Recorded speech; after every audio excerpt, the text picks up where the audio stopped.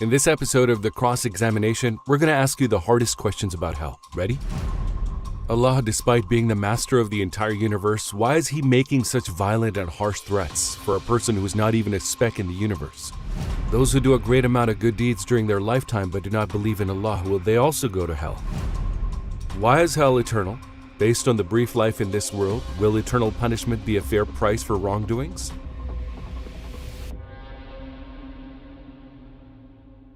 Is there really a place called hell? Can you prove it?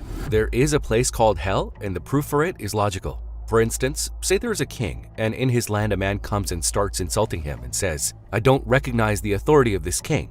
Now, in his land, even though there is no prison, just for that man, a prison will be built. For example, when an unbeliever says to Allah, "You don't perform these actions, everything is futile, everything is a coincidence." By saying such things, he is rejecting the existence of Allah. After committing such a sin and showing such an insulting attitude, a hell will be made just for that man, and for the oppressors who abuse innocent people. When we look at some previous oppressors, they slaughtered thousands of innocent people, and yet they still died an easy death. To provide justice to the innocent and punishment to the guilty, of course there will be a place called hell. For example, has it ever crossed your mind, why has mankind set up courts almost everywhere on earth? There are thousands of courts. We shout justice, justice, justice. What does justice mean? It means to get someone what he deserves. Saying about the one who gave you this sense of justice, that he will not ensure that they will get what they deserve, is illogical. Why? Because the sense of justice that's in us is a characteristic given to us by Allah in the first place. It is unimaginable to think that the one who gave us this characteristic, sense of justice, would be unfair. Therefore, Allah the Almighty will sentence those who deserve punishment in the court He has established, and those who have a claim, their claims will be heard. We see that a tyrant kills thousands of innocents in this day and age, yet he dies an easy death. Claims of countless innocents, the agony of mothers, who will provide justice to them? The tyrant leaves the world without paying any price for the lives he has taken. Saying about the one who has infinite justice, He will not punish a human being for crimes he has committed, He has not established a court for that, is irrational and inconsistent. So heaven and hell are both present. There, Allah will give everyone what they deserve according to their deeds. Why is hell eternal? Let it be 100,000 years or 100 billion years. For mistakes made in this brief life on planet Earth, would eternal punishment be a just price to pay? Of course, it would be just. The punishment is not for the time duration of the crime. The punishment is given based on the nature of the crime. We can't make that distinction. Today, a man who commits murder can be sentenced to life in prison instantly. What is a life sentence? Never ending. That means this guy is going to be in jail for the rest of his life. There are sentences in the justice systems established by mankind that are 320 to 600 years long. Why is he punished with a sentence like that? Also, the man committed this crime in a limited time, a very short time. Why is he punished for his entire life for a crime committed in a very short time? We don't argue about that. Why? Because the nature of his crime is serious. That is why he is punished like that. In other words, the punishment is not for the duration of the crime, but for the nature of the crime. What kind of crime would deserve an eternal punishment in hell? We can give many examples to explain this. I will use this as an example. If you slap me now, I'll slap you back. We can fight, but it will be over by tomorrow. We will get over it one way or another. We won't be punished for it. However, if you slap a police officer or a police commissioner, you'll get serious punishment. The two slaps mentioned above are not the same. The degree of punishment will increase or decrease depending on who you are insulting. There is somebody who created the universe and has infinite power and greatness. He creates and controls everything by himself. And yet the unbeliever comes out and says he doesn't control anything and does not acknowledge his creator. He says God doesn't do anything good for me. He says he's not the one who is keeping me alive right now. He commits a monstrous crime by claiming the reason behind his actions is not his own, but others. If you insult or slap just a policeman, you'll face severe consequences, but having an insulting attitude to the Lord of all the policemen, the Lord of the entire universe, surely the consequence must be an eternal punishment in hell. Since you challenge and taunt an eternal entity, you deserve an eternity of punishment. That is because the names and attributes of Allah the Almighty are eternal. When you insult Him, in reality you are insulting an eternal entity. Therefore, the punishment for a crime you commit against an eternal entity will be eternal. It's pretty straightforward.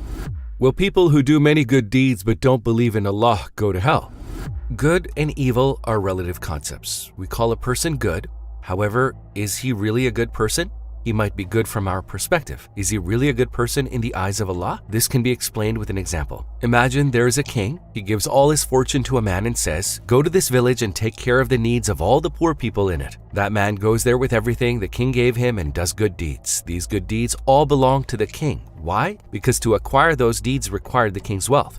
Did he have something similar? No. The king could have accomplished those deeds through someone else.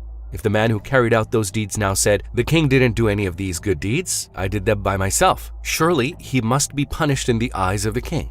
He seems like a good person to the people since he's the one who apparently carried out the good deeds. That is what good is in the eyes of the people. Since he disregarded the king by saying, "All these deeds are done by me," and didn't give the king his due credit, of course, he deserves to be punished in the eyes of the king. Just like this example, one can say, "I am the sole reason for this good deed." When one says, "I did this all by myself," he needs to build his statement on solid ground. For you to perform that good deed, the solar system needs to function correctly. Are you keeping it, the solar system, in order? No. The world needs oxygen so one can complete one's actions. Are you supplying that oxygen? No. Your organs need to work properly so you can perform that deed at that exact moment.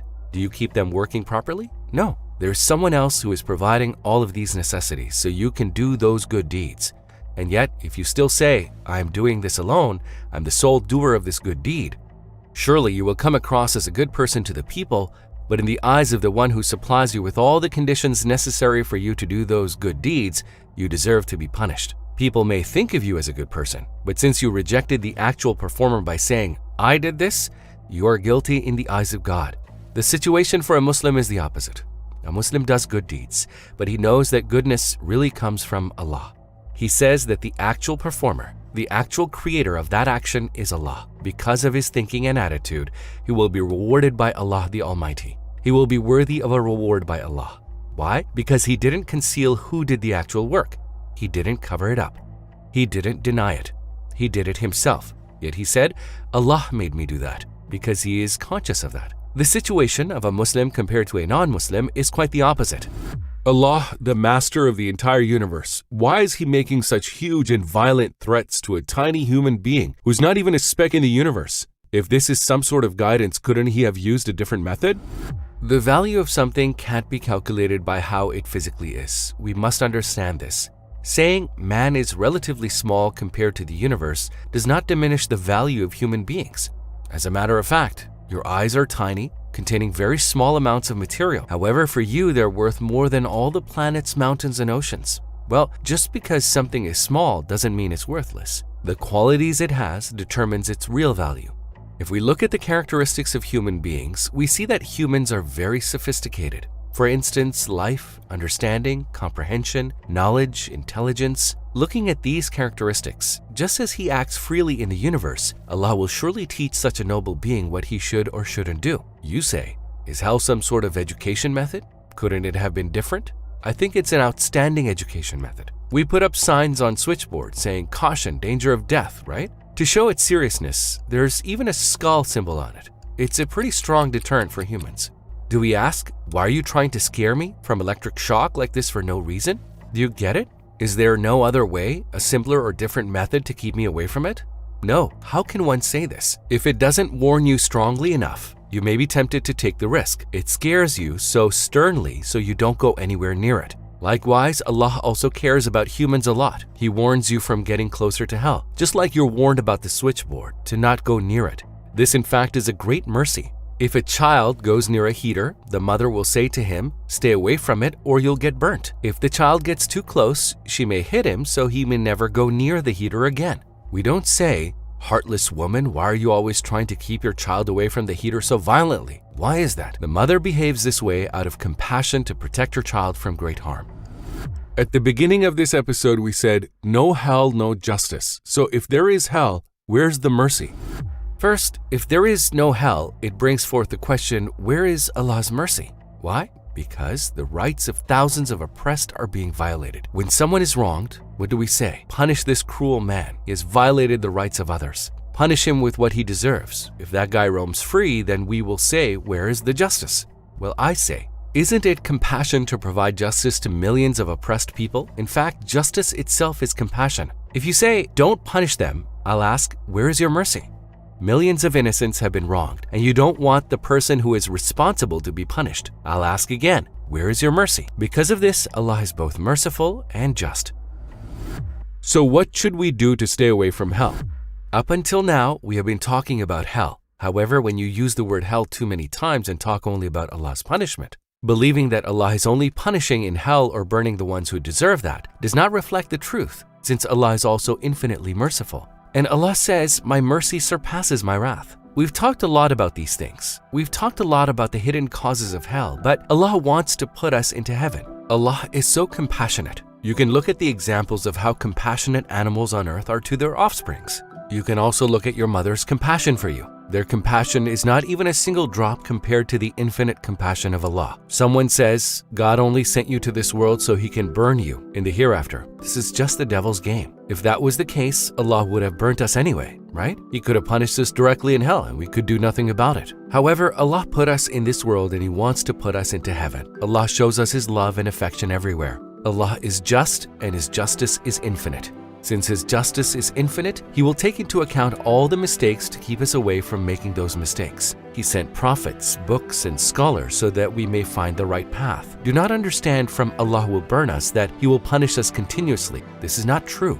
Because Allah has revealed an ayah which brings good news for those who repent after committing sins. O my servants who have exceeded the limits against their souls. In other words, my servants who have sinned excessively, do not lose hope in Allah's mercy, for Allah certainly forgives all sins. He forgives all sins. Is it reasonable that Allah would want to burn you? Could He have created you just to burn you? There is hell, and there are many such questions that people ask about it. We shot this video to answer some of those frequently asked questions. Allah is infinitely compassionate and merciful. Allah wants to put us into heaven.